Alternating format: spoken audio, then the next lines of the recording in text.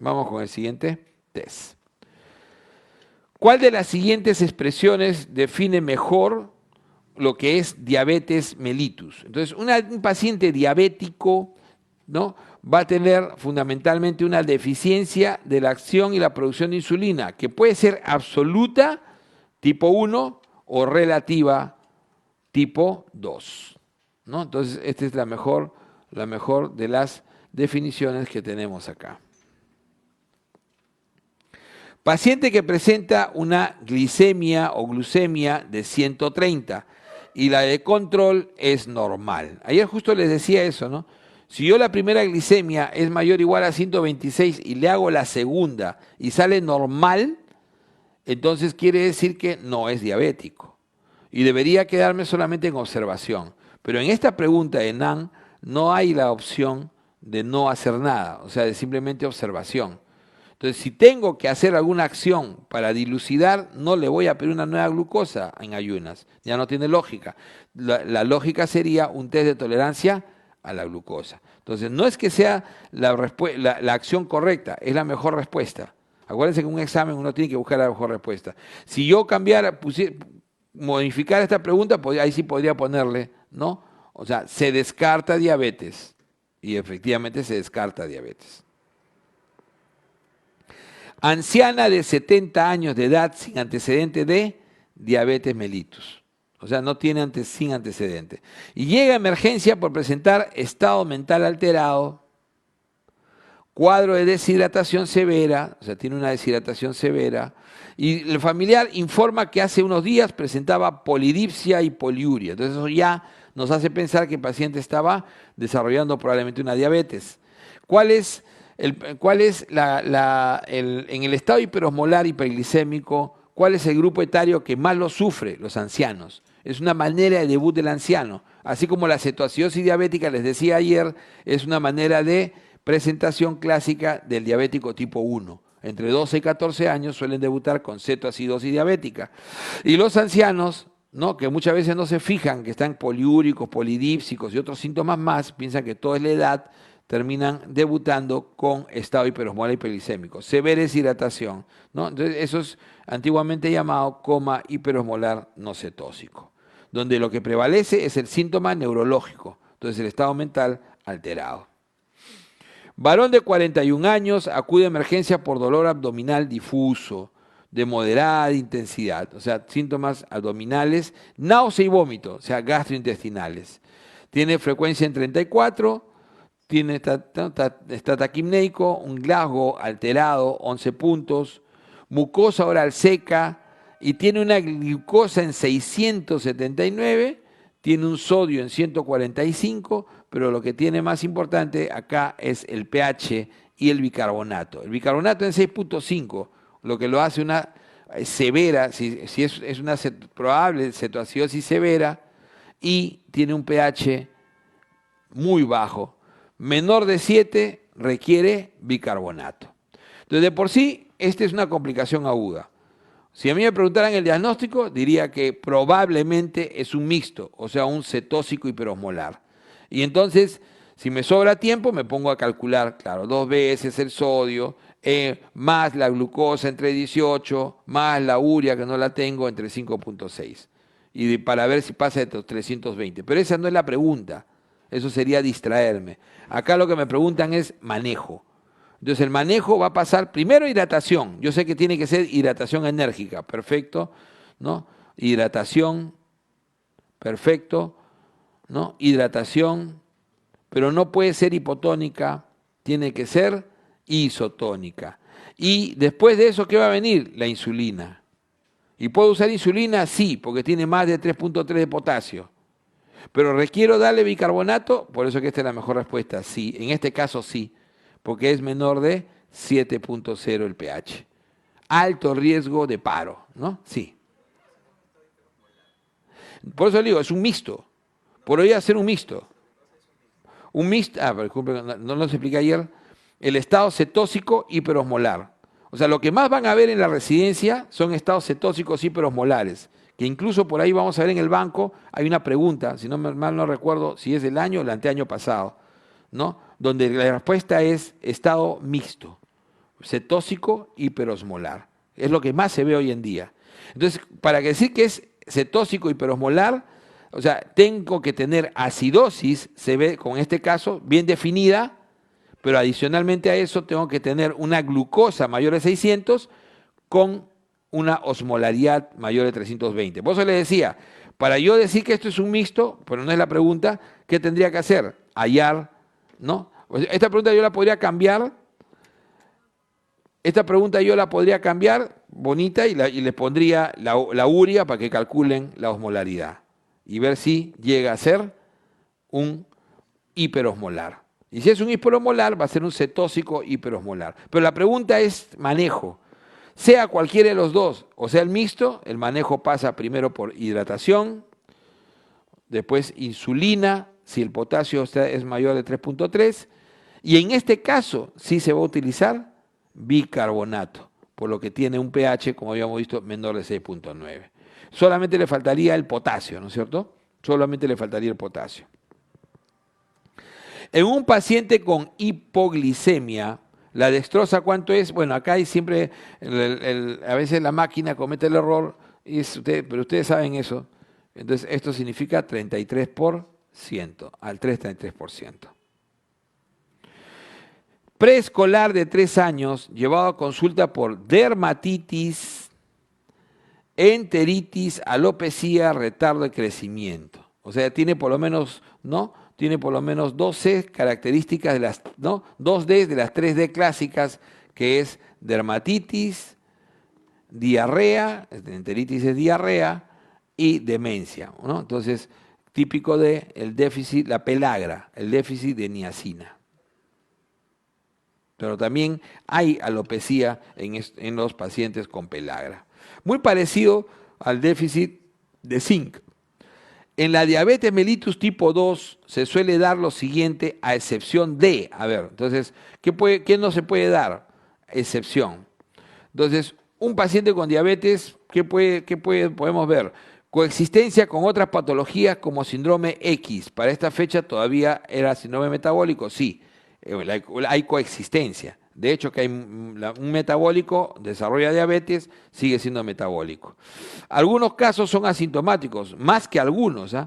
La mayoría empiezan asintomáticos, ¿no? Muchas veces la mayoría de los diagnósticos son laboratoriales, entonces se hacen generalmente por screening. Hay una cardiopatía diabética propia, la hemos visto ahora, ¿no? La enfermedad coronaria característicamente diabética. ¿Hay una aparición brusca de síntomas? No. La aparición, generalmente los síntomas aparecen en forma progresiva, ¿no? Van sumando criterios, ¿no? Incluso las complicaciones agudas no son tan bruscas.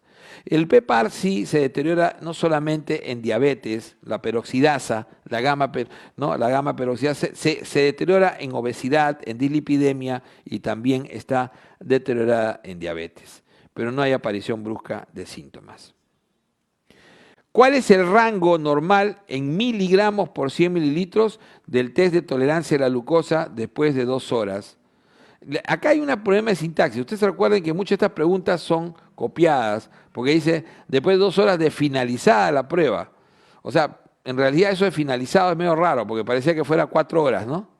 Pero se refiere a las 2 horas clásicas, o 120 minutos. Y generalmente la normalidad es menor de 140. Entonces lo que más se acerca es esto, porque en realidad no es un rango, ¿no? Nosotros sabemos que a los 120 minutos o 2 horas, que es lo mismo, ¿no?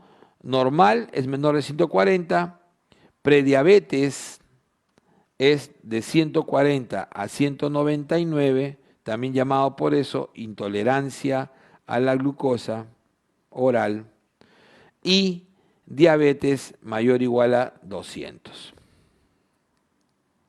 Un paciente diabético diagnosticado hace 20 años presenta dolor en extremidades inferiores. ¿Cuál es la complicación más probable? Entonces, un paciente que ya tiene muchos años y tiene dolor en extremidades inferiores, ¿no? Lo más característico es que esté haciendo una neuropatía diabética, ¿no? Una polineuropatía periférica de tipo diabética. Esta pregunta, yo cuando la veía decía, ¿quién hizo esta pregunta? Debe ser un colega un poquito antiguo, por no decir viejito, porque antes se creía que la polineuropatía era tardía, y eso cambió, pero ya cambió hace más de 10 años. ¿Sabes? O sea, antiguamente, a mí me lo enseñaron así, las polineuropatías eran tardías. Y es que se esperaba que el paciente ya estuviera pues, con pie diabético, para decirte, ¿no? Pero en realidad, hoy en día es un criterio de sospecha, la parestesia, ¿ok? No es tan tardía como se pensaba. Más bien 20 años es el término para decir ya no va a ser daño renal.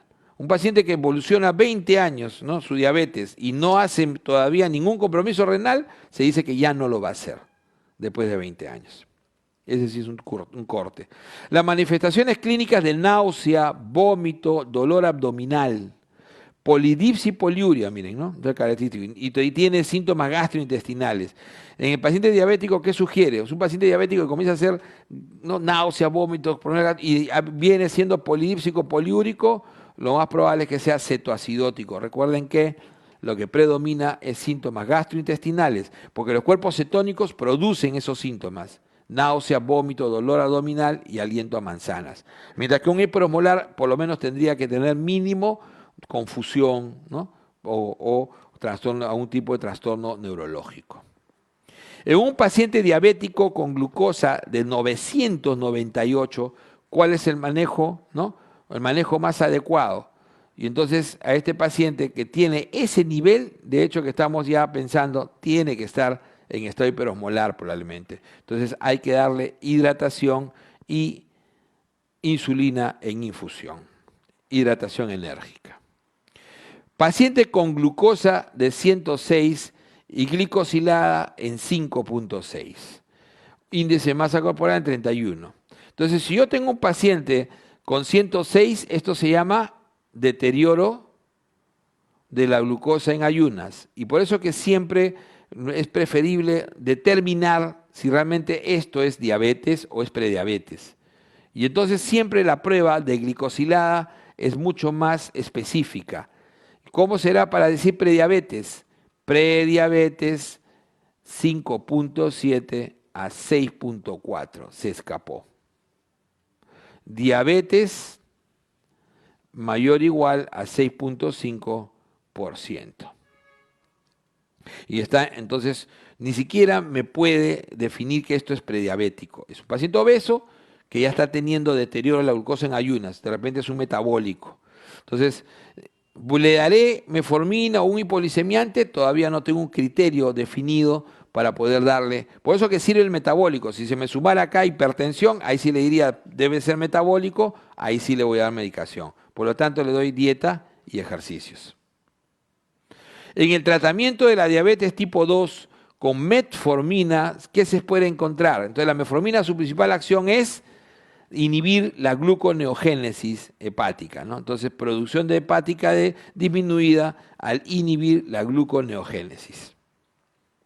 Además, también disminuye la absorción de glucosa en el intestino, débil, incrementa la captación de glucosa en tejidos periféricos, especialmente en grasa y músculo, pero esos son ya efectos débiles. El defecto fundamental es inhibir la gluconeogénesis. El motivo por el cual las sulfonilurias deben usarse con cuidado es fundamentalmente su hipolicemia.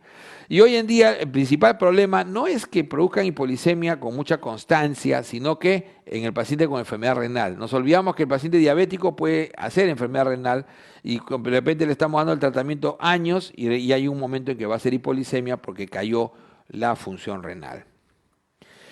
Paciente adulto mayor con riesgo cardiovascular alto, es un adulto mayor con riesgo cardiovascular alto, con colesterol y triglicéridos altos. Entonces yo ya sé que estos triglicéridos no son de gran importancia, pero estos sí. Y si tiene riesgo cardiovascular alto, entonces además de la dieta hay que darle estatinas, como hemos visto, ¿no? Hay que darle estatinas. Riesgo cardiovascular alto entre 40 y 75, hay que darle estatinas.